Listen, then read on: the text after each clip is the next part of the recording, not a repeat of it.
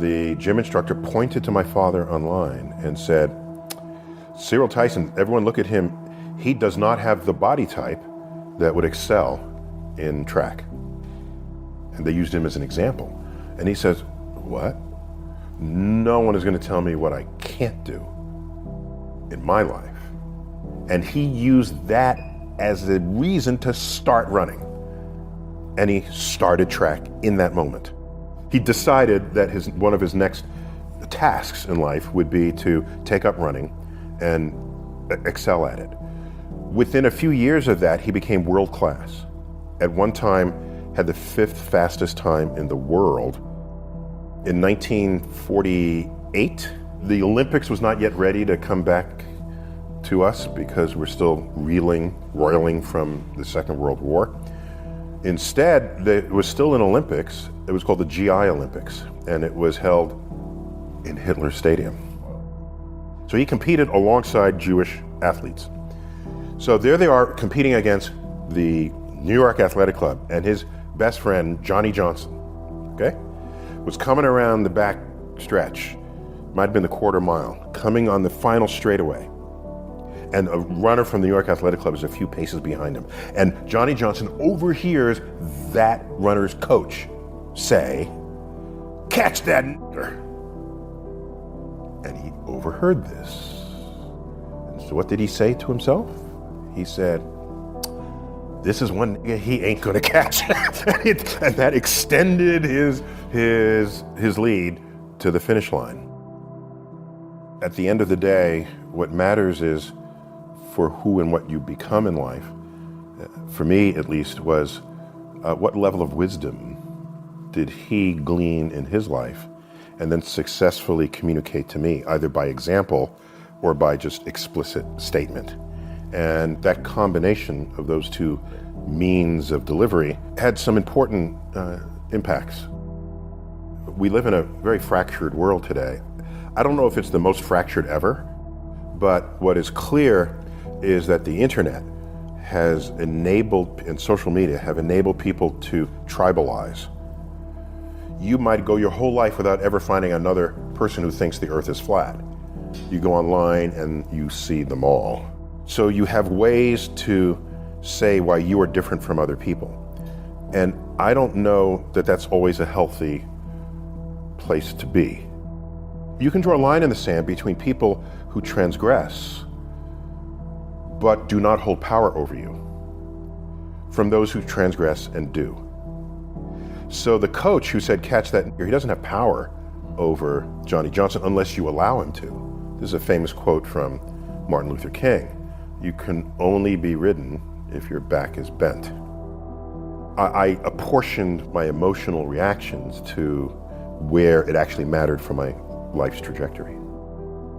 When I grew up, it was very common to hear the phrase, sticks and stones can break my bones, but words will never hurt me. This was an inoculation against hate speech, really, against just evil people, just nasty people. You were able to develop a system of defenses against unpleasant people out there. And I haven't heard that phrase in a long time. I don't hear it recited in the elementary schools. What I think has happened over the years is we came to learn as a civilization that words can be hurtful and words can sort of change your mood or set you into a depression. What I see on the flip side of that coin, however, is people are less able to deal with the very same people who are around today who were around back then, who are calling you names, the people who might be bullying you on the internet by saying things about you. I don't know that we have how to defend against that now other than seeing a counselor for your emotional state.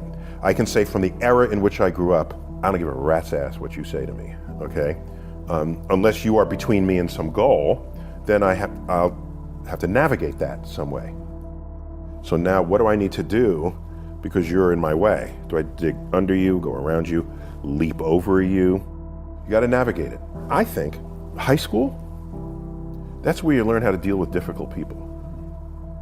There's not a single high school movie that doesn't show the angst of the cliques that have formed and what the relationships are that they have to one another. It's this microcosm of real stuff that goes on in the real world. There are beautiful people and they will get jobs you're not going to get, okay? There are people who are nasty.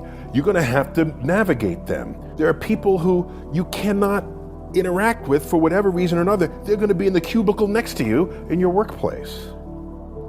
So I think we undervalue the total social pot that people are tossed into in their high school experience.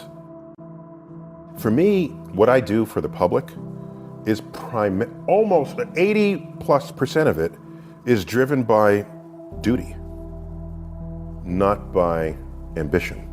Because I can do something, and if I can do it better than others, and it's for a greater good in society, I would be irresponsible if I did not.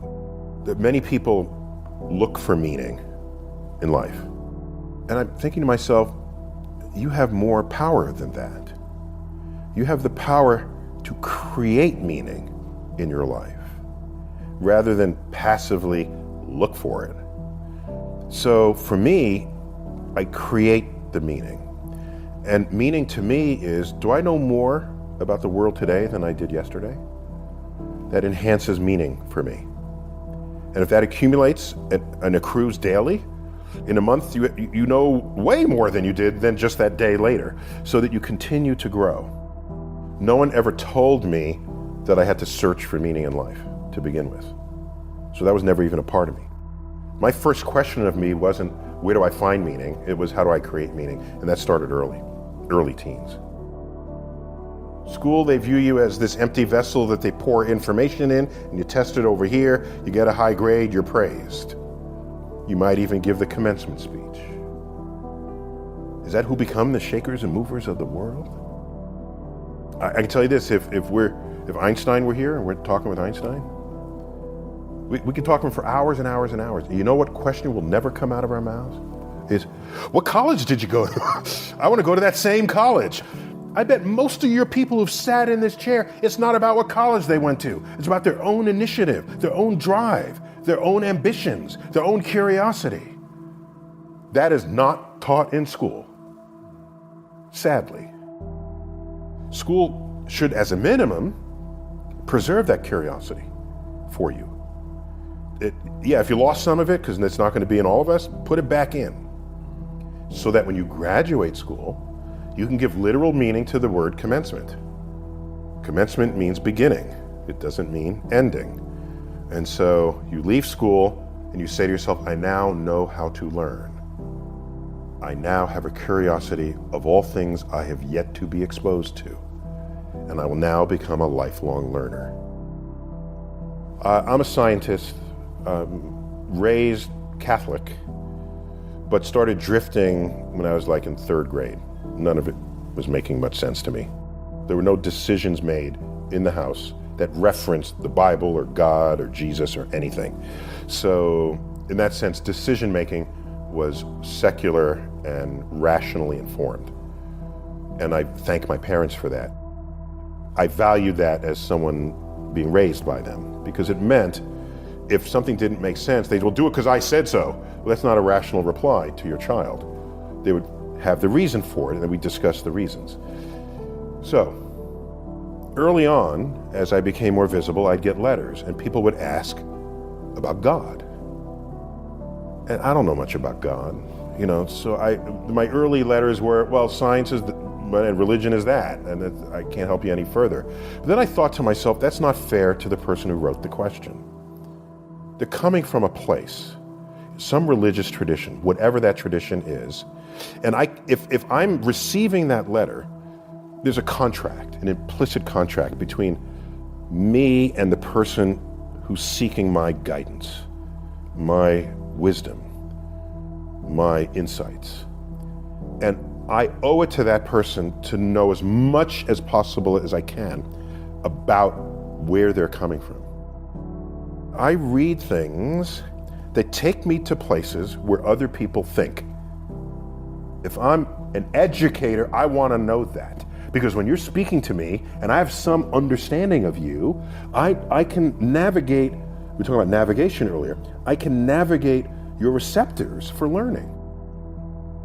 I want to teach you how to think about the world, and then you say, I have a new way to understand the world, and you just run off. You don't even look back, because a new level of hunger has descended upon you, and methods and tools to feed that hunger are now accessible to you. So my impact would be that others are impacted and they don't even remember that I had something to do with it.